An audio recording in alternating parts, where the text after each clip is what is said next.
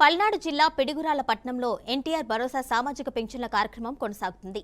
ఈ కార్యక్రమంలో గురజాల ఎమ్మెల్యే ఎరపతినేని శ్రీనివాసరావు పాల్గొని లబ్ధిదారుల ఇళ్లకు వెళ్లి పింఛన్లు అందజేశారు. ఈ సందర్భంగా ఎమ్మెల్యే మాట్లాడుతూ ఇచ్చిన మాట నిలబెట్టుకున్న గొప్ప వ్యక్తి చంద్రబాబు నాయుడు అన్నారు. గత ప్రభుత్వంలో 2019 నుంచి 2024 వరకు సంవత్సరానికి 250 రూపాయలు పెంచుకుంటూ పోయిన జగన్ 3000 రూపాయలు మాత్రమే చేసినట్లు వివరించారు.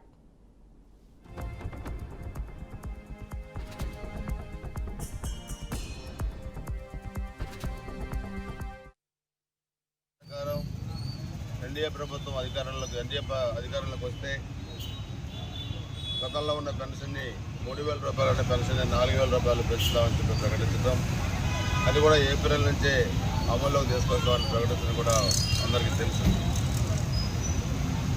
2014లో రాష్ట్ర విభజన తర్వాత చంద్రబాబు నాయుడు గారు నవ్యాంధ్రప్రదేశ్ ముఖ్యమంత్రిగా అయినప్పుడు పెన్షన్ 200 రూపాయలు, 200 రూపాయల నుంచి ఏకంగా 5 రెట్లు పెంచి 1000 రూపాయలు చేశారు.